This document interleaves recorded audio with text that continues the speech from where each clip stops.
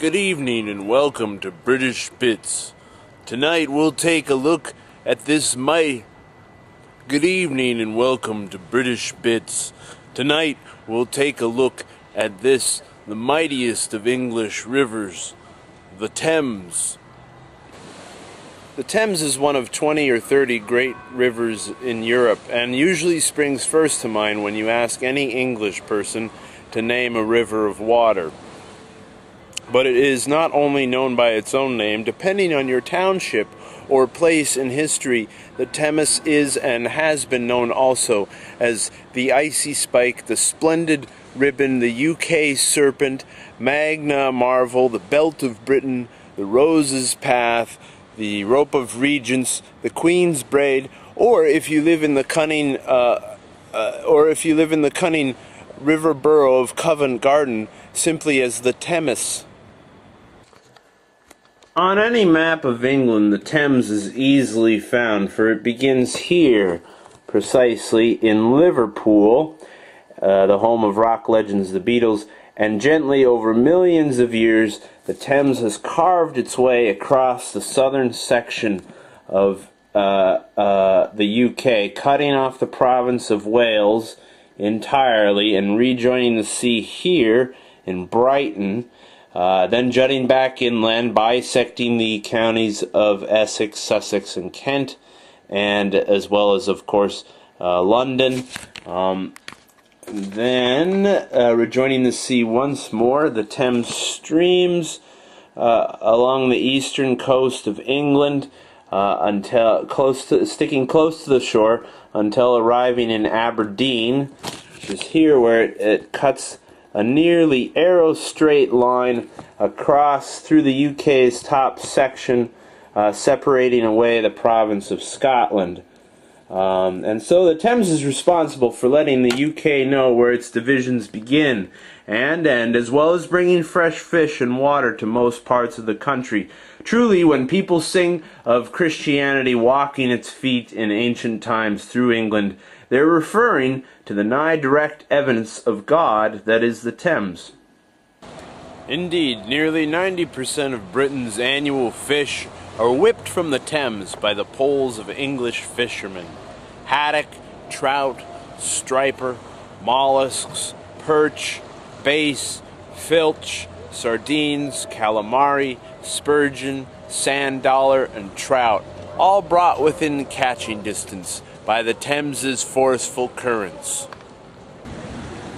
Amazingly, the Thames never freezes, despite the often sub-zero temperatures of a British January. Only once, during an ice frost in 1864, which was coincidentally one of the years of the famous Civil War in my own country, America, did the Thames freeze. Did Londoners break out their ice skates back then? You bet. Wouldn't you? There's even paintings of the day to prove as much. But except for that one year, the Thames never freezes. Incredibly, because of a bridge. This bridge, London Bridge, named of course for the town, a bridge renowned the world over in song and on stage and in film. And you see those tremendous arches built into the, that tremendous arch built into the bridge's underbelly.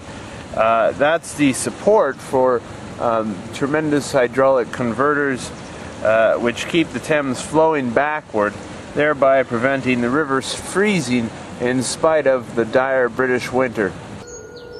Did I mention the waters of the Thames were fresh waters? Indeed, with one caveat that we'll discuss in a moment. You can, on any day, drop a bottle into the Thames and fish the bottle back with piping fresh water. But that stuff in the bottle looks a bit brown, you might say. But that wouldn't be right, because all rivers churn up a bottom of silt, and so unfiltered, their water is brown. But unlike many rivers, the silt of the Thames is full of minerals, and so therefore perfectly drinkable.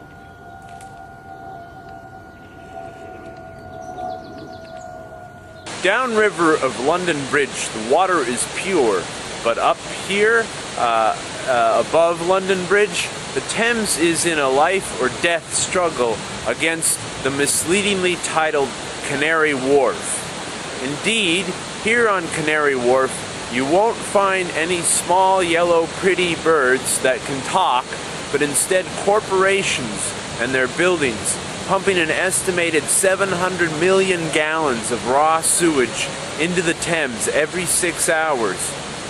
And the biggest polluters? The banks. Citigroup, Credit Suisse, HSBC, Bank of America, and of course the nemesis of ecosystems everywhere, Barclays. But never mind, steps are being taken by the English Congress to stop said pollution, and downstream of Canary Wharf, the Thames is still a happy, energetic place to be. You could even say a dogger place. Yes, here then is Putney, London's dogger capital, where a walk along the river with your dog can lead to a sexual tryst with a stranger, or where a walk along the river can lead a conscientious collector of rubbish with a handy carry bag from Tesco to retrieve many a leaving from the hanky-panky of dogger nights.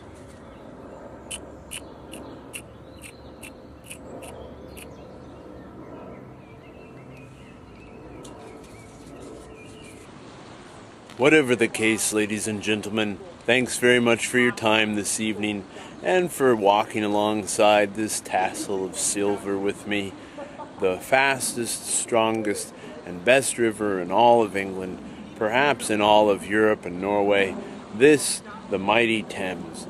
I'm Rafe McAdam, and you've been watching British Bits.